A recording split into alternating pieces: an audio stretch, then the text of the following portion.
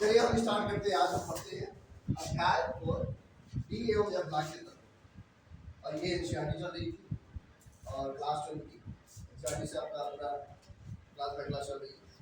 इसके पहले सभी अध्याय खत्म हो गए। हमारा चौथा अध्याय है जो कि एनसीईआरटी जब आप देखोगे तो उसमें रिव्यू और सिलेबस में एक के आधार पर होगा। एक चार लिखा होगा।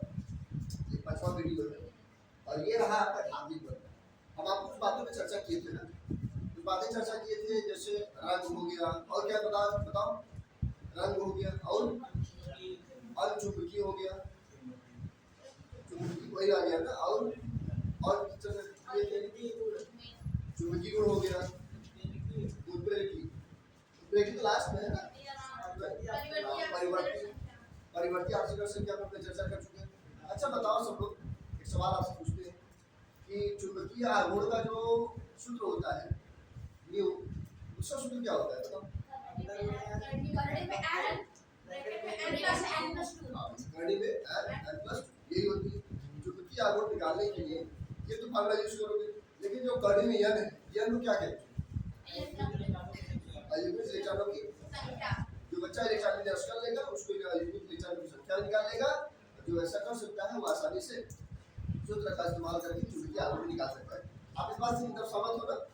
चलिए अब हम नई बात पे चलते हैं। हम कल पढ़ाए थे जब पार्ट 4 में आप देखोगे तो धात्विक बल पे बात रोकी हुई बोले थे कि आप जो धात्विक बल होगा बांड होगा बहुत बेहतर होगा, वो अपने स्वयं बहुत मजबूती। इस पे हम चर्चा आज करेंगे और उसके बाद फिर हम चर्चा करेंगे और उसके आगे की लास्ट पॉइंट है परिवर्ती वाला, फिर उसके बाद हम नेक्स्ट पॉइंट करेंगे ना। चलिए शुरू करते हैं। समय पास करते हुए हमारा जिस चर्चा होगा धात्विक बल। धात्विक जो बल होगा इसको बोलते हैं मेटालिक बॉन्ड बोलते हैं। बॉन्ड का मतलब होता है बंध। बंध मतलब हो गया एक दूसरे से बहुत खींच के बंधा होता है। जैसे लोहे का कड़ है, लोहे का जो कड़ है, लोहे का जो लोहा है, चाहे अब आप चाहे गाटर कह दें, चाहे एंगल कह दें, चाहे खिड़की का दरवाजा कह, कुछ भी कह दें, चाहे लोहे का कोई भी पार्ट हो, आप उसको कोई एक कड़ निकालना बहुत मुश्किल होगा। नामुमकिन नहीं, लेकिन थोड़ा सा मुश्किल होगा, निकाला नहीं जा सकता। दांत से खींचोगे, किसी और पार्ट से निकालोगे, एक कड़ निकाल, एक कड़ को अलग करना बहुत मजबूत, बहुत मतलब उसमें एक दूसरे मजबूत बंद होता है ना। जैसे मान लिया जाए ये हो गया, ये भी हो गया, ये हो गया, ये हो गया, ऐसी कई चीज हो सकती है। इसके अंदर जो बंद है, जो टच है, जो दूसरे बाधा हुआ है, जो धातु बंद है, बहुत ज्यादा मजबूत है। चलिए हमने क्या लिखा है कि डी ब्लॉक के वेग ऐसा एलिमेंट डी ब्लॉक चार से रेटिंग एक तो प्रथम हो गया, दूसरा हो गया, तृतीय हो गया, चतुर्थ। प्रथम से नंबर हो गया, द्वितीय हो गया, चतुर्थ से तृतीय से नंबर से चतुर्थ। हम डी ब्लॉक पढ़ रहे हैं तो डी ब्लॉक में आपका डी ब्लॉक के वेग ऐसे तत्व जितने भी एलिमेंट हैं, स्कैंडियम से लेकर चाहे जिंक ले लीजिए, स्ट्रांसियम से लेकर चाहे कैडमियम ले लीजिए, बेरियम से लेकर चाहे मरकरी ले लीजिए, इस तरह से आप रेडियम से लेकर चाहे लास्ट तक ले लीजिए। ठीक है ना, 112 तक। तो ये जो है डी ब्लॉक के वेग तो चाहे जो तत्व हो उनके अंतिम डी कक्षक, जो डी कक्षक होगा उसमें अयुग्मित इलेक्ट्रॉन उपस्थित होते हैं। अयुग्मित इलेक्ट्रॉन जरूर है, युग्मित नहीं। ऐसा तत्व है जिसमें अयुग्मित इलेक्ट्रॉन, अयुग्मित इलेक्ट्रॉन मतलब होता है जो जोड़ा न बने, जो जोड़ा न बने अर्थात वो हाँ देखो वे सभी धात्विक बंध बनाने की क्षमता रखते हैं। ये हो गया। अब जो धात्विक बंध बनाएगा वो कैसा होगा? मजबूत बंध। ये हम बता दे रहे हैं यहाँ पर जो बंध बन रहा है ये वाला चीज, इसको बोलते हैं मजबूत बंध, मतलब मजबूत बंध कह सकते हैं आप। इन कड़ों के बीच आप लिख सकते हैं मजबूत, मजबूत बंध। ये हो गया, ठीक है ना, ये मजबूत बंध है। इसको हम लोग बोलेंगे कड़ों के बीच में बंध है, कैसा है? बहुत मजबूत। अच्छा कुछ जरूर बात होगी, ये बात मतलब अगर हम लिखे आपसे यहाँ पर लिखने का प्रयास करें, जो बंध होगा देखो यहाँ कई इसमें कई चीजें हो सकती है, जैसे उसको गलने का तरीका, जैसे जो मजबूत बंद होगा उसको गलाना थोड़ा सा मुश्किल होगा, ऐसा हो सकता है कि कुछ चीजें ऐसी होगी जिसको गलाना बहुत मुश्किल होगा।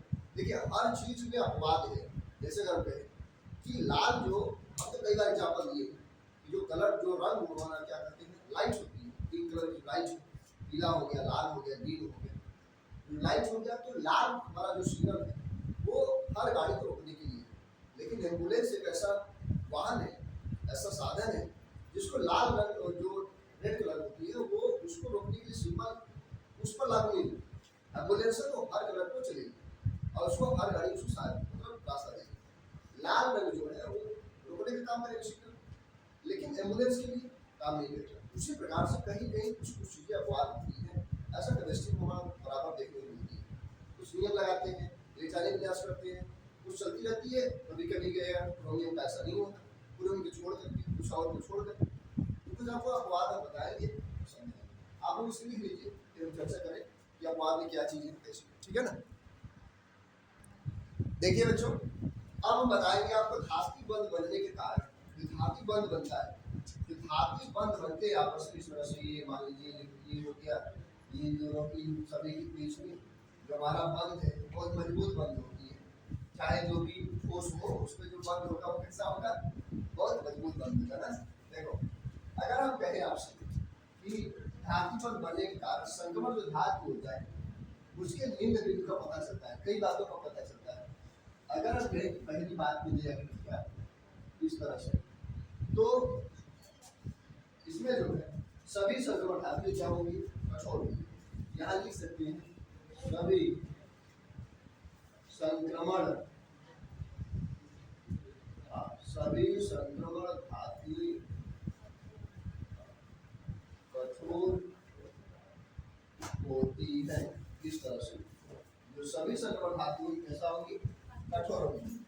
लेकिन एक बात मैं आपको बता दूं सभी बच्चों को कि सभी संक्रमण धातु जितने भी आपको संक्रमण धातु दिख रहे हैं वो सभी के सभी कठोर होंगे, लेकिन उसके लिए अपवाद है। हम उस अपवाद को यहाँ लिख दे रहे हैं, यहाँ पर एक बात को आप काट देंगे, अपवाद। अपवाद जो उस नियम को पालन नहीं करता उसको अपवाद करते हैं। जो नियम सबके लिए हो, किसी के लिए ना हो, किसी पर लागू ना हो पाए, वही हमारा अपवाद कहलाती है। अपवाद को आप पहचान पा रहे हैं, क्या कहते हैं, कहते हैं मुआरकरी कहते हैं, मुआरकरी, ठीक है ना। इस तरह से ये हो गया हमारा अपवाद हो गया। अगर हम दूसरे पॉइंट लेके चले आपको, ये तो मान लो ठीक है, इस बार आगे हम पहला ही अगर दूसरे पे चर्चा करें, दूसरे पे चर्चा करें तो संक्रमण धातु का जो गलनांक होता है, समझो ये जैसे जो ठोस है तो जो गलनांक होगा उसमें प्रभाव जरूर पड़ेगा, जो ठोस होगा वो थोड़ा सा देर में करेगा ना। तो आप लिख सकते हैं यहाँ पर जो सभी मतलब संक्रमण, यहाँ लिखिए संक्रमण धातुओं, देखो संक्रमण धातुओं का गलनांक जो होगी, संक्रमण धातुओं के गलनांक बहुत अधिक होते हैं। बहुत कुछ भी लिख सकते हो आप, चाहे बहुत अधिक, या लिखिए बहुत अधिक होते हैं। आप बढ़िया समझने का प्रयास करिएगा। संक्रमण धातुओं के जो गलनांक होंगे बहुत अधिक होंगे, ठीक है ना। और सबसे अधिक जो गलनांक होता है मैं बता दूं, इसी में लिख देता हूँ, सबसे सबसे अधिक गलनांक, जो सबसे अधिक गलनांक होगा क्या होगा, डब्ल्यू होगा। और डब्ल्यू को क्या बोलते हैं, टंगस्टन। टंगस्टन, अब एक मन में सवाल आ रहा होगा, ठीक है टंगस्टन है, कितना इसका टेम्परेचर होगा, आप समझ लीजिए कि 3500 से ज्यादा, 3500 से हम ज्यादा कर दे रहे हैं, आप लिख दे रहे हैं यहाँ 35 डबल जीरो करके यहाँ ऊपर लगा दे रहे हैं कि आपको 35 डिग्री सेल्सियस से ज्यादा। ये बात आप भूलिएगा, हम सारी बातें इसमें डाल दिए हैं कि संक्रमण धातुओं के जो गलनांक होंगे वो बहुत अधिक होते हैं। सबसे अधिक गलनांक जो है डब्ल्यू का होगा, डब्ल्यू को टंगस्टन बोलते हैं। इसका जो टेम्परेचर होता है 3500 मतलब 3500 डिग्री सेल्सियस से ज्यादा होती है। Here are 4 types of temperature you can measurement. आप माप सकते हैं टेम्परेचर को 4 भागों में, डिग्री सेल्सियस, केल्विन, न्यूमन और Fahrenheit. There are 4 divided temperature. Temperature को 4 भागों में बांटा गया है। इस तरह सब लोग डिग्री सेल्सियस पे लेके चल रहे हैं, ठीक है ना। अच्छा एक पॉइंट और हमने डालेगा, देखो बेटा ये तीसरा पॉइंट, सबसे अधिक गलनांक हो गया डब्ल्यू, जिसे हम टंगस्टन बोलते हैं, 3500 डिग्री सेल्सियस में। और इनकी एक शब्द हम लिखेंगे आज और उसको समझाएंगे, शायद पिछले वीडियो में कहे थे, चलो आगे बता देंगे, लेकिन आज बता दे रहे हैं। देखो इसको कहते हैं इनकी, ये जो धातुएं होती है, धातु बंध होती है, इनकी कणन एंथैल्पी, यहाँ कणन लिखते हैं, थोड़ा सा समझना क्या चीज है। कणन क्या लिखते हैं, कणन एंथैल्पी। एंथैल्पी, एंथैल्पी का मतलब होता है ऊर्जा। चलिए, कणन एंथैल्पी बहुत अधिक होती है, इनकी कणन एंथैल्पी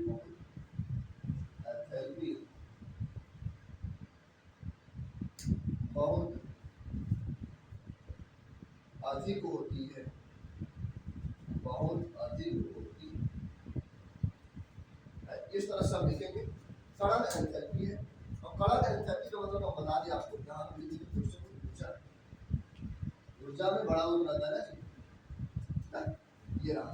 चलिए, इनकी कणन एंथैल्पी, कणन एंथैल्पी, कणन एंथैल्पी मतलब हो गया इनके कणों के बीच, कणों तो कणों के बीच, कणों के बीच एंथैल्पी, एंथैल्पी, एंथैल्पी, ये सही। एंथैल्पी जो होता है बहुत अधिक होता है। एंथैल्पी को क्या बोलते हैं, ऊर्जा बोलते हैं। और कणन मतलब हो गया कणों के बीच में जो एंथैल्पी होता है क्या होता है, सबसे अधिक। ठीक है ना। चलिए इसको कंप्लीट करिए। देखिए बच्चों, ये तो हो गया, आपको सब समझ रही हो। और उसके बाद अब हम आपको समझाएंगे, अब हम बताएंगे आपको उत्प्रेरकीय गुण, उत्प्रेरकीय की चर्चा करेंगे, इसको मिला देते हैं, ये तो चीज सब समझ में आ गया आपकी। चलिए अब हम बताएंगे उत्प्रेरकीय गुण। डालो बेटा, उत्प्रेरकीय गुण। उत्प्रेरक किसको बोलते हैं, समझ लीजिए। उत्प्रेरक जो होती है किसी भी क्रिया को या तो तेज करेगी या तो कम करेगी, अर्थात परिवर्तन बोल सकते हैं। परिवर्तन बोल देंगे, कम और अधिक दोनों बातें आ जाएंगी। अब डालिए उत्प्रेरकीय गुण, उत्प्रेरकीय लिखा गया हमारे साथ साथ डी ब्लैक, देखो ना, डी ब्लैक के तब, डी ब्लैक के तब उत्प्रेरक की तरह कार्य करते हैं।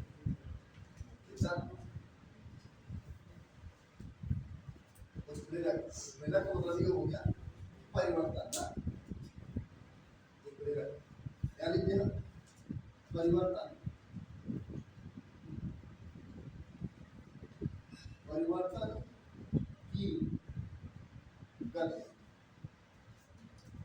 ना, अब क्या की गति परिवर्तन, परिवर्तन चलो उत्प्रेरक की तरह कार्य करते। जो उत्प्रेरक है, उत्प्रेरक का मतलब क्या होती है, उत्प्रेरक का मतलब होता है अभिक्रिया की गति, क्या लिखेंगे, अभिक्रिया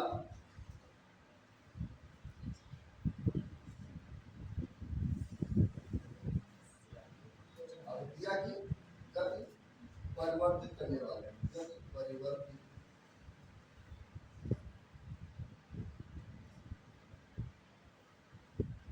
करने, इस तरह से उत्प्रेरक मतलब क्या होती है, अभिक्रिया की गति क्या करती है, परिवर्तित करती है, चेंज करती है। इसको सब ध्यान रखना, कभी भी अभिक्रिया को या तेज करेगी या तो जो डी ब्लॉक का होगा, जैसे हम मान लीजिए कि स्टेंडियम ब्लॉक करें या फिर वेनेडियम की या फिर लोहे की, निकिल की, कॉपर हो गया, जस्ता हो गया, रोडियम हो गया, पैलेडियम हो गया, ऐसे कई तत्व हैं जो उत्प्रेरक का काम करती है। उत्प्रेरक के जो कुछ क्या डाल देते हैं, देखो उत्प्रेरक, उत्प्रेरक, उत्प्रेरकीय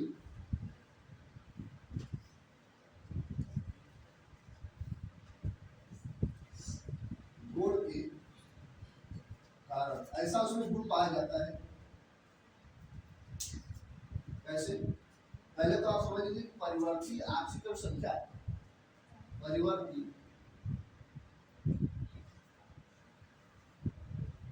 परिवर्ती आक्सीकरण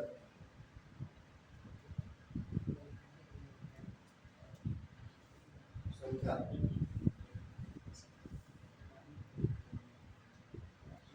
परिवर्ती आंशिक संख्या होगी, और होता है इसका परमाणु, मतलब इनका परमाणु, इनका जो परमाणु का आकार होता है, परमाणु का आकार,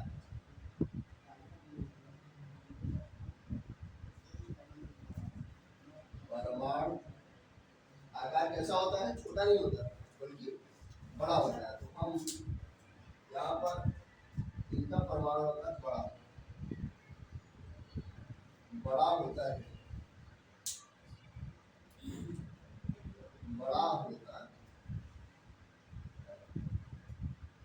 ये हो गया आपको प्लेटिंग में ये हो जाएगी। तो प्लेटिंग की कार क्या होगी? परिवर्ती आंशिक संख्या जो होगा ये हो जाएगा, क्योंकि जो आंशिक संख्या होती है, जैसे हम किसी एक तत्व का पीछे बता रहे थे, कौन सी तत्व ऐसा था जिसका आंशिक संख्या ज्यादा होता है? माइनस कैसे? 2 प्लस प्लस 7 है, plus 2 plus 3 plus 4 plus 5 plus 6 plus 7 भी होता है। ये डिपेंड करता है किसी भी अवधि का जैसा भी चेंज हो जाती है उसके साथ उसका आंशिक संख्या निकल जाती है, बदल जाती है ना। पहला हो गया उसमें जो गुण है, क्यों होता है? परिवर्ती आंशिक संख्या का हो जाएगी, और इनका जो परिमाण का आकार होता है वो बड़ा होता है साइज, इस तरह से ये हो जाएगा। चलिए इसे आप कंप्लीट करिए, फिर मैंने बताया तब बताएंगे स्थायित्व। अब हम आप लोगों को स्टार्ट बताएंगे स्थायित्व, कौन तत्व स्थायित्व है, कौन तत्व स्थायित्व नहीं है, कैसा आयन स्थायित्व रहेगा, हम लोग कैसे पहचानें कि स्थायित्व है कि नहीं। थोड़ा सा आप लोग ये जानिए स्थायित्व। स्थायित्व को समझने के लिए हम कुछ बात लगा देते हैं और आप लोग उसी तरह से समझ जाएंगे। देखिए इसमें भी अपवाद न हो ऐसा हो नहीं सकता, एक्सेप्शन हर जगह आपको लगा रहेगा, थोड़ी कुछ बात। अब आप एक समझ लीजिए, नियम अपने जगह है, लेकिन उसका अपवाद जो है, एक्सेप्शन जो है, आप थोड़ा सा ध्यान रखेंगे तो ज़्यादा, क्योंकि बोर्ड पेपर जो है क्रिटिकल क्वेश्चन को ज़्यादा बनाने का प्रयास करता है। चलिए हम डालते हैं थोड़ा सा हेडिंग स्थायी, स्थायी और अस्थायी दो जो होती है, हम इसी पर चर्चा करेंगे। पहले स्थायी, ठीक है ना। देखो बेटा, डी ब्लॉक के तत्वों के, डी ब्लॉक, ब्लॉक अंग्रेजी शब्द है, चल रहा रहेगा हिंदी में। डी ब्लॉक के तत्वों, डी ब्लॉक के तत्वों के वे आयन, तो समझिएगा बढ़िया से, डी ब्लॉक के तत्वों के वो आयन जिनके विन्यास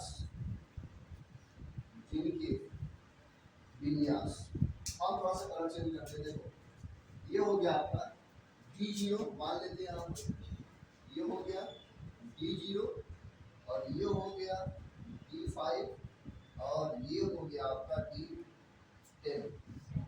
D0 D5 1 1 D10, जब वो लगा देते हैं आपका कामा नहीं रहेगा। D10 होते हैं, D10 होते हैं, उसे क्या कहेंगे? स्थायी। D10 होते हैं,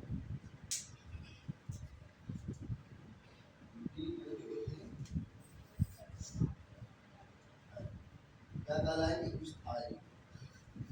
स्थायी कहलाते, लेकिन एक बात ध्यान रखिएगा, जो आपने ये D0 लिखा है इसके पहले जो है आपको क्या रहना चाहिए? देखिए देखो इसको,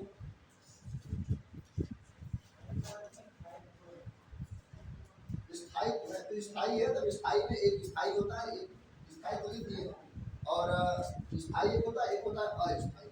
जिसमें ये नहीं आएगा उसको बताएंगे, तो समझा रहे हैं कि ये चीज कैसे होता है, ठीक है ना। चलो इसके पहले आप लिख सकते हैं, ये जो विटालियस करोगे इसके पहले आप करेंगे यस 0 यहाँ भी, और यस 0 यहाँ भी रहेगा, और यस 0 यहाँ, इस तरह से। ये तो हम लास्ट में लिखे थे डी वाला, डी ब्लॉक के तत्वों के लिया है जिनके विन्यास, ये चीज लास्ट जो होती है ये चीज लास्ट रहेगी, यस 0 D0 या यस 0 D5 या यस 0 D10। ऐसा हो तो क्या कहलाएगा? स्थायी कहलाएगा। लेकिन हम स्थायी करते हैं तो कुछ हम अपवाद बता देंगे आपको लेकर, तब उसमें हम चर्चा करेंगे। देखो यही रहा आपका एक्सेप्शन, जिसको मतलब आप क्या बोलते हैं अपवाद। क्रोमियम क्या है, देखो स्थायी है, कब समझो बच्चों, थोड़ा सा इसको हम समझा देते स्थायी क्या होती है फिर से।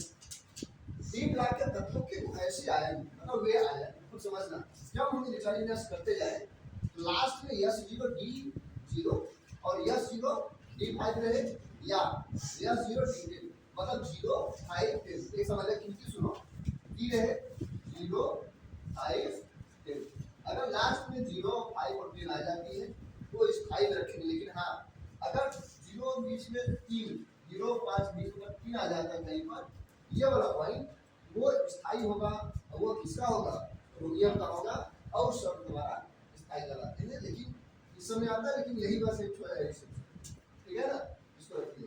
एक हम एग्जांपल ले सकते हैं, समझाने का प्रयास करते हैं कैसे। जैसे कोई तत्व हम दे दिया, आगे वाला दे दिया, आपसे कहे कि आप यार एक बात हो कि आप स्थायी और अस्थायी को, अभी हम पहले आप समझा देते हैं, कल हम ढेर सारे एग्जांपल बताएंगे, तो एक एग्जांपल बता के छोड़ देते हैं ना, तो आप एग्जांपल जो उदाहरण की अगर चर्चा करें तो जिंक ले लो, जिंक अगर ले रहे हैं, जिंक ले रहे हैं तो क्या हमारा परमाणु 30 होता है। पहले मिश्रण ले जाने का करते हैं, एक चीज समझ, चलो हमारे साथ देना पड़ता है 1s होती है, 2s 6 होती है, उसके बाद 3s 2 हो गया, 3 हो गया, 3p 6 हो गया, 4s 2 हो गया, 3d 10, इस तरह से। चलिए ये तो हमारा चाइनीज हो गया, 2 2 4 6 10 हो गया, 10 20 हो गया, 10 20 हो गया, इस तो कंप्लीट हो गया। लेकिन जब आपको दिया जाए कोई आयन, क्या इसका मतलब ये स्थायी है कि अस्थायी, मतलब परमानेंट है कि डिसपरमानेंट है। स्थायी की बात करें हम यहाँ लिखते हैं Zn, जिंक हो गया, यहाँ 2 प्लस कर दें, और हम बोले कि इसका निकालिए, तब पता करते कैसे होगा। देखिए ये निकालिए, ये हो गया, फिर ये हो गया, फिर ये हो गया, ये हो गया, ऐसा लिखिए चीज याद है। 2 आयन है, 2 चीजें निकालना पड़ेगा, यहाँ लिखिए तो 1s2, फिर हो जाएगा 2s2, फिर हो जाएगा 2p6, फिर हो जाएगा 3s2, फिर हो जाएगा 3p6, अब यहाँ आ गया हमारा जिंक वाला 2 प्लस से, हम क्या करेंगे यहाँ पर 4s0, और उसके बाद लास्ट में क्या बता 3d। अब आप देखिए 4s0 3d10, यहाँ क्या है, मतलब यस 0 है, d10 है, तो आप इसको क्या बोलोगे, स्थायी विन्यास है, यहाँ लिख सकते हैं हम स्थायी विन्यास। अगर ये चीज में आए या इस चीज में आता हमारा स्थायी विन्यास ना होता, यही 3 बातों का ध्यान रखिएगा, और एक्सेप्शन को थोड़ा सा ध्यान रखिएगा, भीड़ की बात करते हैं। डाउट क्लियर हो रहा है कि नहीं क्लियर, एकदम समझना पूरा आ रहा है ना, कंप्लीटली समझना, ये सब मेरा नीला ही कंफ्यूज रहती है। तो हमारा जो स्थायी वैसा हो गया, अभी हम ढेर सारे एग्जाम्पल आपको दे रहे हैं, तो आप प्रयास करके आइएगा होमवर्क में, और उसके बाद फिर हम देखेंगे नेक्स्ट वीडियो में। पहले आपको कुछ क्वेश्चन देते हैं, ठीक है ना, स्थायी है कि अस्थायी, उसका कंप्लीट करिए एग्जाम्पल, तब उसके बाद हम बताएं आपको। देखिए बच्चों, थोड़ा सा हम एक चीज बता दें, होमवर्क दे देते हैं ना, इसको मिटा देते हैं। अच्छा एक सवाल अभी आपने पूछा हमसे, जबकि इससे सवाल कैसे पूछता है, सवाल कैसे पूछेगा, तो थोड़ा सा एग्जाम्पल दिया है, एग्जाम्पल आप लोग लिख लिए होंगे, लिखिए निम्न में से क्वेश्चन आपको देते हैं, होमवर्क लिख करके आइएगा, और हमें सवाल कैसे पूछता है ये भी बता देते हैं। लिखिए निम्न, एक सवाल लिखिए, निम्न में से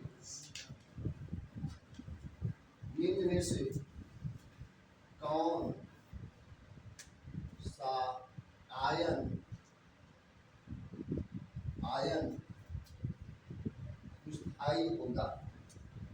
इस तरह से निम्न में से कौन सा आयन निम्न में से कौन सा आयन क्या होगा स्थायी। तो हम एक दे दें क्वेश्चन, मान लो ये वाला एक लिख देते हैं, यहाँ पर हम मैग्नीज लिख देते हैं, मान लो कि मैग्नीज यामियन हो गया, एक हो गया हमारा पी यामियन 2, कौन सा स्थायी होगा और कौन सा अस्थायी होगा ये भी आप बता दीजिएगा, हम बोल दीजिए ना। और एक क्वेश्चन हमारा एक लीजिए, अगला क्वेश्चन हम चले जा रहे हैं थोड़ा सा, ये सा अस्थाई ए बी पहला हो गया। दूसरा वाले को मान लेते हैं, थोड़ा सा और सवाल आपको दे देते हैं थोड़ा सा, तो करके आइए बताइएगा, आप कमेंट करिएगा ठीक से ना।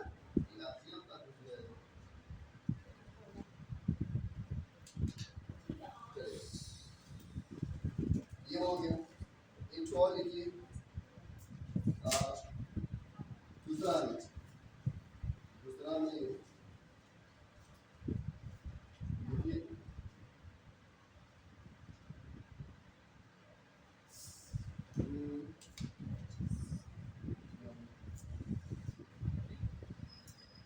सी यू बराबर दूसरा में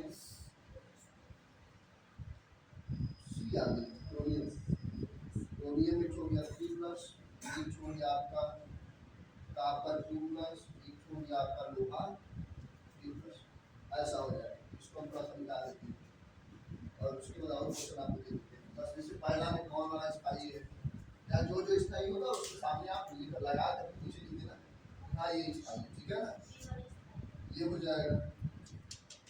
और आप ये बताइएगा तीसरा, तीसरा में हो गया, तीसरा में दूसरा हो गया ये मेरा 7 प्लस हो गया, एक सौ निकालिएगा। नंबर मतलब नहीं है, आप केवल आयन थोड़ा सा निकाल दीजिएगा। स्कैंडियम हो गया आपका,